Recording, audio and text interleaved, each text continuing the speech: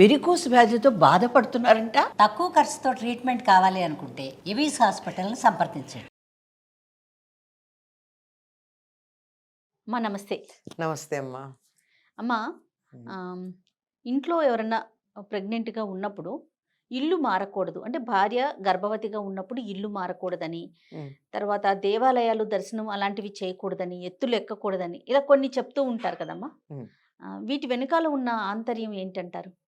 భార్య గర్భవతిగా ఉన్నప్పుడు భర్త కూడా కొన్ని నియమాలు పాటిస్తాడమ్మా. మనకి చాలా వరకు ఎప్పుడు మనం ప్రతిదీను ఆడవాళ్ళకి సంబంధించిన నియమాల గురించే చెప్పుకుంటూ ఉంటాం, కానీ ఇన్ని నియమాల ఇన్ని రెస్ట్రిక్షన్స్ అని మగవాళ్ళు కూడా పాటించాల్సిన చాలా ఉన్నాయి. అంటే ధర్మబద్ధమైనటువంటి మంచి సంతానం కావాలి అనుకున్నప్పుడు కాబోయే తండ్రి కూడా కొన్ని నియమాలు పాటించాల్సి ఉంటుంది. భార్యకి 7వ నెల వచ్చిందంటే పురుడు వచ్చినట్టు లెక్క.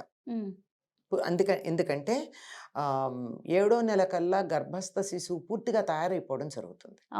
ఆ తర్వాత పుష్టిగా పెరగడం తప్ప తయారవడానికి లేదు, పూర్తిగా తయారైపోవడం అయితే జరిగిపోయింది కనుక అటువంటప్పుడు అది పురిటి కింద లెక్క వస్తుంది గనక అతను కూడా నియమాలు పాటిస్తాడు. అట్లాంటి వాటిల్లో ప్రధానంగా గడ్డం చేసుకోకపోవడం మొదలైనవి చేస్తారు. తీర్థయాత్రలు చేయకపోవడం, ఎందుకంటే పురుట్లో తీర్థయాత్రలు చేయరు కదా, అందుకని అట్లాంటివి. కానీ నిత్య నైమిత్తిక క్రియలకు ఎటువంటి అభ్యంతరం ఉండదు.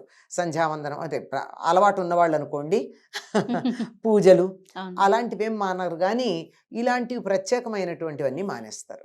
ఎందుకు అంటే దీన్ని మొదటి సూతకం అంటారు, అంటే బిడ్డ పుట్టినప్పుడు. మరణం అప్పుడు 2వ సూతకం అంటారు. ఈ 2 సూతకాలు ఉన్నప్పుడు కొంత అశౌచం ఉంటుంది. ఈ అశౌచంలో కొన్ని పనులు చెయ్యరు. అట్లాంటి వాటిల్లో గడ్డం తీసుకోకపోవడం మగవాళ్ళు, అవన్నీ మనం చూస్తాం. అదే నియమం 7వ నెల నుంచి పాటిస్తూ ఉంటారమ్మా. అందువల్ల జాగ్రత్తగా ఉండవలసినటువంటి అవసరం ఉంది. ఈయన కూడా అన్ని నియమాలు పాటించాలి అని పెద్దవాళ్ళు చెప్పారు. అదే ఇల్లు మారకపోవడం వెనకాల ఉన్న కారణం అమ్మా, బహుశా ఇబ్బంది పడతారనే గాని పెద్ద అదే పురుడు వచ్చేసిందిగా. పురుట్లో ఇల్లు మారడం అంటే పాలన్నా పొంగించుకోవాలిగా, అందుకనే తప్ప అప్పటికి ముందే పాలు పొంగించుకునే ఉన్నట్టయితే ఆ అమ్మాయిని బరువు పనులు చేయకుండా తను మారుకోవచ్చు.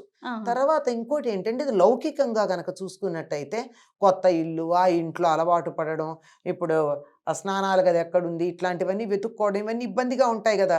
అమ్మాయి అసలే ఓపలేకుండా ఉంటుంది. అట్లాంటప్పుడు వెతుక్కోవడం ఇబ్బంది అనే ఉద్దేశం తప్ప ఆ సమయంలో ప్రత్యేకంగా పాలు పొంగించడం లాంటి పనులు కూడా చెయ్యంగా, అందువల్ల మారకూడదు అంతే.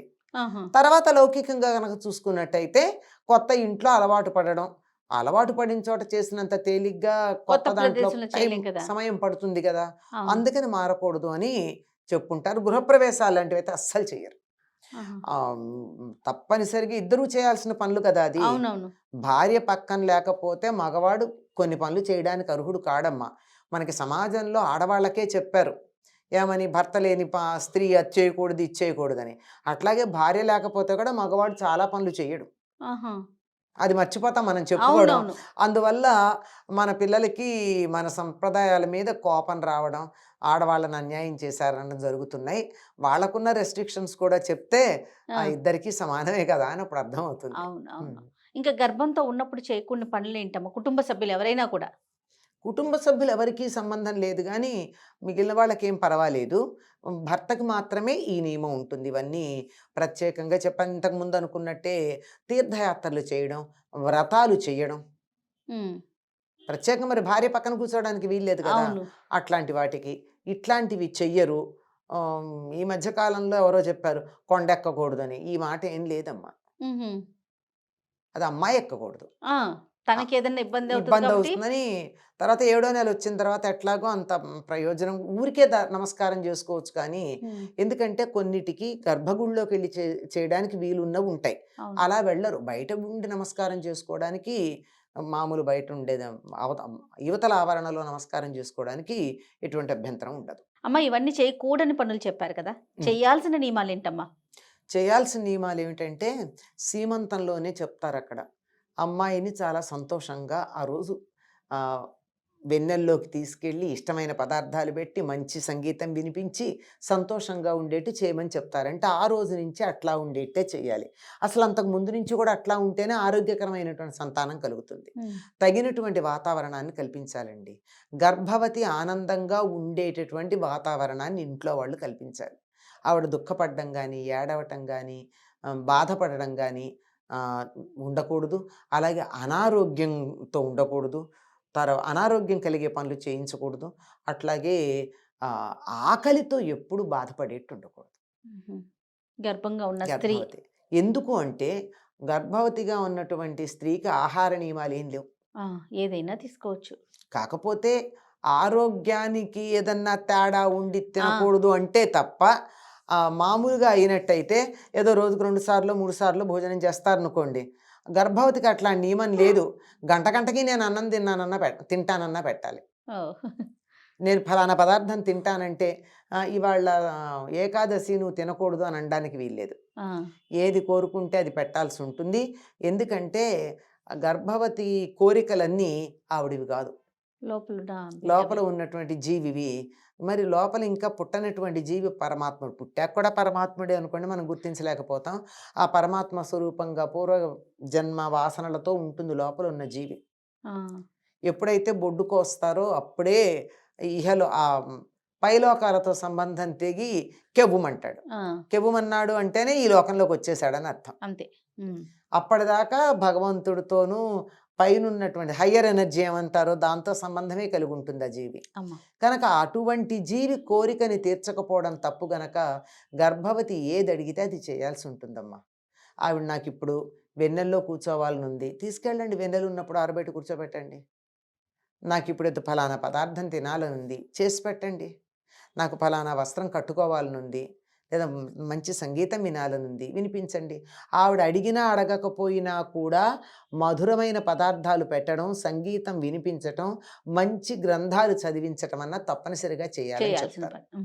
ఎందుకంటే తీయని పదార్థాలు పెట్టినట్టయితే సత్వగుణంతో కూడుకున్నటువంటి సంతానం కలుగుతుంది. మరి కారం, పులుపు, వేడి అట్లాంటివి ఉంటే సత్వగుణం తక్కువ అవుతుంది. అందువల్ల అటువంటి ఆహార పదార్థాలు పెట్టడం, తీపి పదార్థాలు పెట్టడం. అలాగే అందుకే గర్భవతున్న చోటుకి వెళ్ళేటప్పుడు పళ్ళును మిఠాయిలు పట్టుకెడతారు. ఎందుకంటే అవి తిని అంత తీయని మనస్తత్వం కలిగినటువంటి సంతతి కలగాలని. అదేవిధంగా రామాయణం తప్పనిసరిగా చదివించేవాళ్ళమ్మ పూర్వకాలం. రాముడు లాంటి మంచి సద్గుణాలు కలిగినటువంటి సంతానం కలుగుతుందని. అంచేత మంచి గ్రంథాలు చదివించటం, సంగీతం వినిపించడం చాలా ప్రధానంగా చెప్తారు. మంచి సంగీతం గనక విన్నట్టయితే మనసులో ఒక రకమైనటువంటి సమతౌల్యత, హార్మనీ అంటారే, ఆ హార్మనీ వస్తుంది. సంగీతంలో అది కదా ఉంటుంది. ఇలా ఇలా ఇలా పిచ్చి గీతల్లాగా కాకుండా ఇలా అందమైన వంపులతో అలలలుగా ఉండేటటువంటి చక్కని సమతౌల్య స్థితి కలిగినటువంటి మానసికమైన బ్యాలెన్స్ అంటారే, అటువంటి స్థితి కలిగినటువంటి సంతతి కలుగుతుందిట. అందుకని సంగీతం వినిపించడం చాలా ప్రధానం. దానికి తోడు ఏం జరుగుతుందంటే, సంగీతం వినిపిస్తే గర్భంలో బిడ్డ ఉన్నప్పుడు ఆ గర్భకోశంలో ఉమ్మనీరు ఉంటుంది. ఆ ఉమ్మనీరు కదిలేటటువంటిదంతా కూడా ఒక లయబద్ధంగా కదులుతూ ఉంటుంది. ఎడాపెడా ఉండదు అది. మనం తీసుకునే ఊపిరి కానీ అదంతా లయబద్ధంగా, లయ తప్పినప్పుడే అనారోగ్యం వస్తుంది.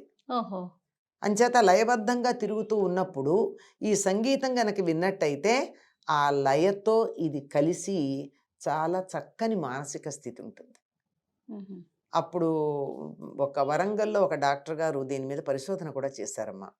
ఏమంటే మంచి సంగీతం వినిపిస్తే గర్భస్థ శిశువు యొక్క మూమెంట్స్ ఎంత ఆనందంగా ఉంటాయి, పిచ్చి కేకలు వినిపించినప్పుడు అతడి యొక్క స్థితి ఎలా ఉంటుంది అన్నది గ్రాఫ్లో ఆయన చూపించారు. కనుక మంచి ఆనంద స్థితిలో ఉన్నటువంటి సంతానం కలగాలి. పుట్టినప్పటి నుంచి ఏడుపు కొట్టు మొహాలు, ఈర్ష్యాసూయలతో ఉండేవాళ్ళు, తీవ్రవాదులు, దుర్మార్గులు ఇట్లాంటి వాళ్ళు కాకుండా ఉండాలి అంటే చక్కనైనటువంటి సుఖమైన హాయైన సంగీతం గర్భవతికి వినిపించడం చాలా ప్రధానం. తప్పకుండా అమ్మా, మంచి విషయాలు చెప్పారమ్మా. నమస్తే. నమస్తే.